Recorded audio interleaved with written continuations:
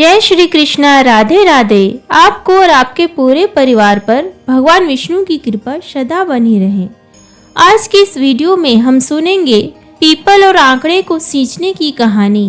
नर्मदा नदी के तट पर बहुत छोटा सा एक गांव था। उस गांव में एक बुजुर्ग वैश्य दंपत्ति अपने 2 बेटों और अपनी 2 बहुओं के साथ रहते थे। उस वैश्य का नित्य नियम था कि वह रोज नर्मदा घाट पर जाकर स्नान करता और वहां से 1 लोटा जल लेकर सूर्य भगवान को अर्घ देता था। वहीं पर ही बड़ पीपल और आंकड़े के पेड़ को सींचता था।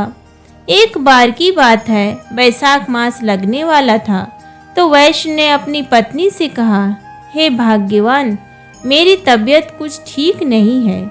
कल से वैशाख मास लगने वाला है। मुझे लगता है कि नर्मदा तट पर जाकर स्नान करने का नियम अब टूट जाएगा। तब उस वैश्य की पत्नी ने कहा, आप इतने चिंतित और दुखी क्यों होते हो? हमारे 2 बेटे और 2 बहुएं हैं। आप अपनी दोनों बेटे और बहुओं में से कह दो कि उनमें से कोई एक नर्मदा नदी तट पर से जरा पानी लाकर दे देगा।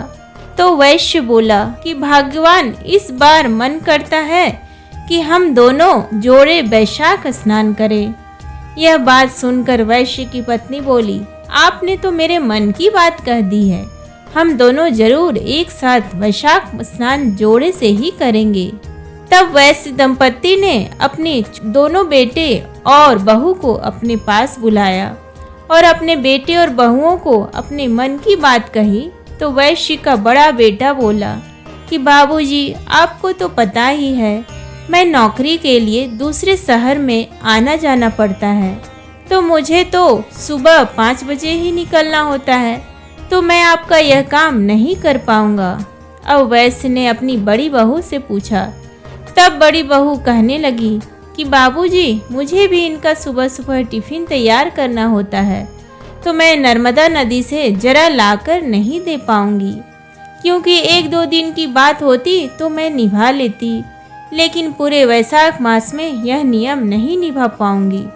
तब वैश्य दंपत्ति के छोटे बेटे बहू बोले, हाँ बाबूजी, आप चिंता मत कीजिए, हम दोनों आपको नर्मदा नदी के तट से जरा लाकर दे देंगे।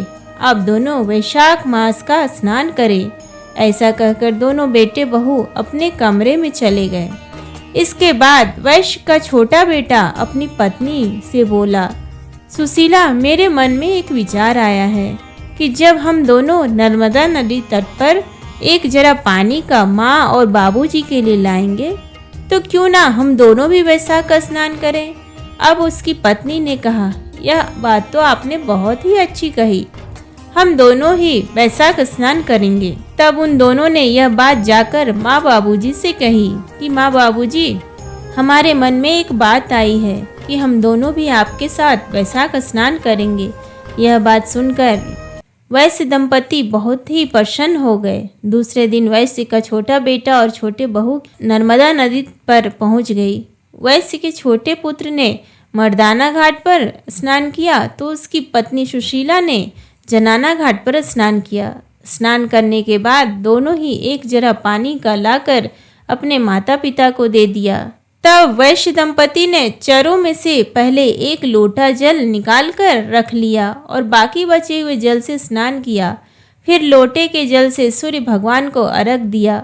फिर वैश्य दंपति ने नर्मदा नदी के जल से बड़ पीपल और आंकड़े को सींच फिर उनकी पूजा की। पूजा के बाद बड़ पीपल की कहानी सुनी। फिर 5 परिक्रमा की। पहले के जमाने में घरों के आंगन में ही बड़ पीपल के पेड़ हुआ करते थे। तब वैश्य दंपत्ति स्नान करते तो छोटे बेटी की बहू उनके कपड़ों को धोकर आंगन में ही सुखा देती थी। फिर अपने सास ससुर को चाय बनाकर देती, सास ससुर को खाना बनाकर देती, खूब सेवा करती। इस तरह पूरा वैशाख मास बीत गया। जब वैशाख की पूर्णिमा का दिन आया तब वैश्य दंपत्ति ने अपने छोटे बेटे और बहू से कहा, तुम दोनों ने हमारी बहुत सेवा की, तो वैशाख का संपूर्ण फल पाने के लिए हमें 2 जोड़े ब्राह्मण दंपत्ति को भोजन कराना चाहिए। तब उन्होंने बहू से कहा कि बहू, तुम कल सुबह स्वादिष्ट खीर, मालपुए और कचौरी आदि बनाना। अपने छोटे बेटे से कहा कि बेटा तुम कल गांव में जाकर ब्राह्मण दंपति को बुलाकर ले आना, तब हम उन्हें स्वादिष्ट भोजन कराएंगे। ब्राह्मण दंपति को कपड़े और दक्षिणा देने तथा दोनों बहू बेटे बोले, माँ बाबूजी जैसा आप चाहे वैसा ही होगा। तब दूसरे दिन छोटी बहू ने खीर, मालपुए और कचौरी आदि बनाकर सामान तैयार कर लिया और अपने पति से कहा कि तुम जाकर गांव से ब्राह्मण दंपति को बुलाकर ले आओ। और उसका पति गांव में जाकर ब्राह्मण दंपति को बुलाने के लिए चला गया और रास्ते में ही पहुंचा था कि उसे रास्ते में दो ब्राह्मणों की पत्नी आते हुए दिखाई दिए।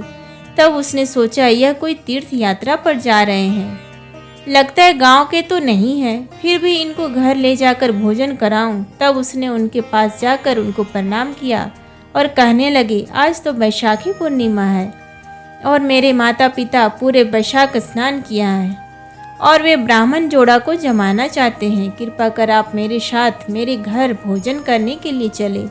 तब ब्राह्मण दंपति ने कहा कि बेटा हम तो तीर्थ यात्री हैं, हमें तो भोजन मिल जाए, इससे बड़ी बात हमारे लिए क्या ही हो सकता है। इतना सुनकर वैश्य का पुत्र प्रसन्न होकर वह उनको अपने घर ले आया। घर पर आने के बाद वैश्य की छोटी बहू ने उनको प्रणाम किया, चौकी लगाकर सुंदर आसन बिछाया और उनको सुंदर थाल में भोजन परोसा। उन्होंने भरपेट भोजन किया। फिर वैश्य दंपति ने उन्हें दक्षिणा में कपड़े और कुछ पैसे दिए। दोनों ब्राह्मण और ब्राह्मणी ने यह पाकर उनको ढेर सारा आशीर्वाद दिया। तब वैश्य दंपति ने अपनी छोटी बहू और बेटे को बुलाकर कहा, इनका चरण धोने के लिए जल लेकर आओ। तब छोटा बेटा और बहू जल की झारे लेने के लिए अंदर चले गए और वैश्य दंपति चरण पहुंचाने के लिए गमछा लेने के लिए कमरे में चले गए। पीछे से ब्राह्मण दंपति, जो कि भगवान राम, सीता और भगवान विष्णु जी और माता लक्ष्मी जी थे, वे ब्राह्मण और ब्राह्मणी का वेश धारण करके वैश्य दंपति और उनके बहू का वैशाख स्नान और बड़ पीपल आंकड़े के पेड़ को सींचने का पुण्य फल देने आए थे।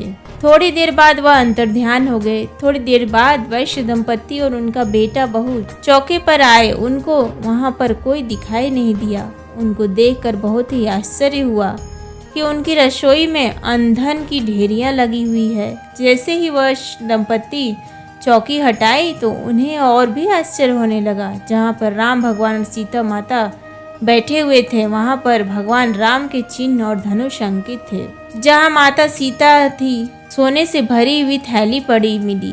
जहाँ पर भगवान विष्णु विराजमान थे, वहाँ पर चक्र का चिन्ह था। जहाँ पर माता लक्ष्मी विराजमान थी, वहाँ पर सोने और चांदी का आभूषण पड़े थे। यह बात पूरे गांव में आग की तरह फैल गई कि वैश्य दंपति के घर भगवान राम और माता सीता और भगवान विष्णु और तथा माता लक्ष्मी प्रकट हुए थे। यह सब बात सुनकर सारे गांव वाले वैश्य दंपति के घर दर्शन के लिए इकट्ठे हो गए। तब वैश्य दंपति के बड़े बेटे और बहू को पता चला, बहुत ही दुखी हुआ और वह सोचने लगे, अगर हम भी वैशाख स्नान करते और माँ बाबूजी के लिए नर्मदा नदी से जल ला कर रख देते, हमारे घर भी भगवान राम और माता सीता और भगवान विष्णु और माता लक्ष्मी जी प्रकट होते। वैश्य दंपति ने पूरे गांव में ढिंढोरा पिटवा दिया। जो कोई भी मनुष्य वैशाख में पीपल और आंकड़े की पेड़ को जो भी सींचेगा, उनकी पूजा करेगा, उनकी कहानी सुनेगा, उनके घर से दरिद्रता समाप्त हो जाएगी।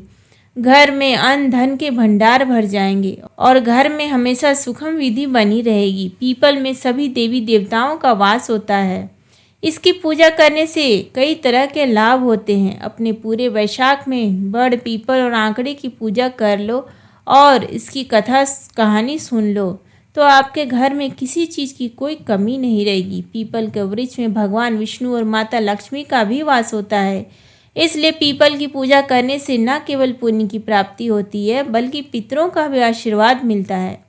आपसे पूरे वैशाख में स्नान ना किया जाए तो इन कथाओं को अवश्य सुने, बड़ पीपल और आंकड़े को जरूर सींचे। बोलिए श्री हरि विष्णु भगवान की जय, बोलिए माता लक्ष्मी की जय। जय श्री कृष्णा, राधे राधे, ओम नमः शिवाय, हर हर महादेव।